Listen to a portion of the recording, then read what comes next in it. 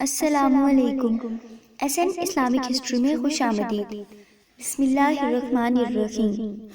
جب رسول اللہ صلی اللہ علیہ وسلم نے مکہ مکرمہ میں عام تبلیغ شروع کی تو کفار مکہ اس کو روکنے کے لیے متحد ہو کر میدان عمل میں آ گئے۔ جب ان کے تمام حربے ناکام ہو گئے تو یہ دل شکستہ ہو کر رسول اللہ صلی اللہ علیہ وسلم کے چچا ابو طالب کے پاس آئے اور درخواست کی، اے ابو طالب، آپ کے بھتیجے نے ہمارے خلاف الزامات کی مہم جاری کر رکھی ہے۔ ہمارے معبودوں کی مذمت کرنا، ہمارے دین میں طرح طرح کے عیب نکالنا، ہمارے عقل مندوں کو بے وقوف بنانا اور ہمارے بزرگوں کو گمراہ کرنا محمد کا روزانہ معمول بن چکا ہے۔ اس کی ایسی تقریریں سن سن کر ہمارا کلیجہ شک ہو چکا ہے۔ اب ہم تمہارے پاس آئے ہیں کہ اس کو سمجھاؤ کہ ہمارے بزرگوں کی مخالفت سے باز آ جائیں یا پھر ہمیں ان کے معاملے میں آزاد کر دیں۔ ابو طالب نے قوم کی باتیں پورے تحمل سے سن کر حسن تدبیر سے ان کو رخصت کر دیا۔ رسول اللہ صلی اللہ علیہ وسلم کی تبلیغی سرگرمیاں سدا جاری رہنے والی تھی۔ وہ رہی، آپ صلی اللہ علیہ وسلم لوگوں کو اللہ کی طرف دعوت دیتے۔ قریش نے جب دعوت اسلام کو پہلے سے بھی زیادہ پھیلتے دیکھا تو یہ دوسری مرتبہ ابو طالب کے پاس حاضر ہوئے اور عرض کی، صاحب، ہمارے پہلی دفعہ آنے سے کوئی فائدہ نہیں ہوا۔ آپ کا بھتیجا اسی طرح اپنی سرگرمیاں جاری رکھے ہوئے ہے۔ بخدا اب ہم مزید صبر نہیں کر سکتے۔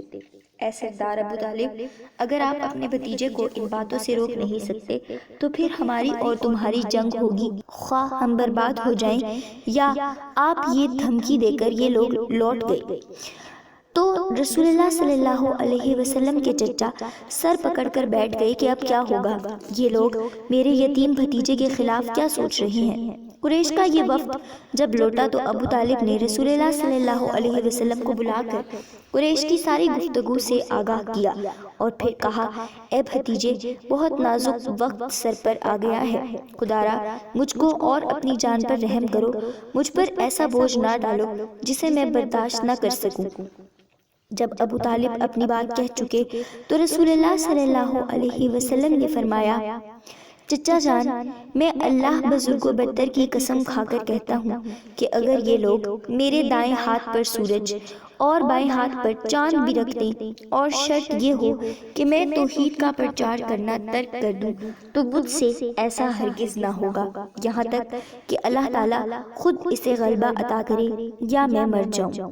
راوی کا بیان ہے کہ اس کے بعد رسول اکرم صلی اللہ علیہ وسلم کی آنکھوں میں آنسو بھر آئے اور رحمت للعالمین کے چچا اٹھ کھڑے ہوئے۔ نبی صلی اللہ علیہ وسلم کی آنکھوں میں آنسوؤں کا آنا اور آپ صلی اللہ علیہ وسلم کا یوں اٹھ کھڑے ہونا ابو طالب کے لیے بہت غم کا باعث بن گیا۔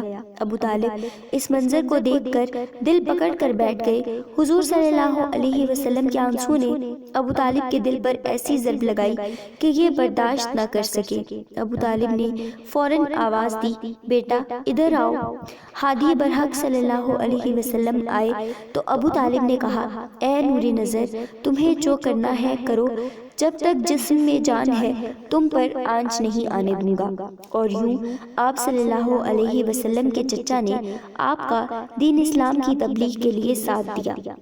ناظرین، اگر آپ کو یہ ویڈیو پسند آئی ہو تو ہماری ویڈیو کو لائک کریں اور ہمارے چینل کو سبسکرائب کر دیں۔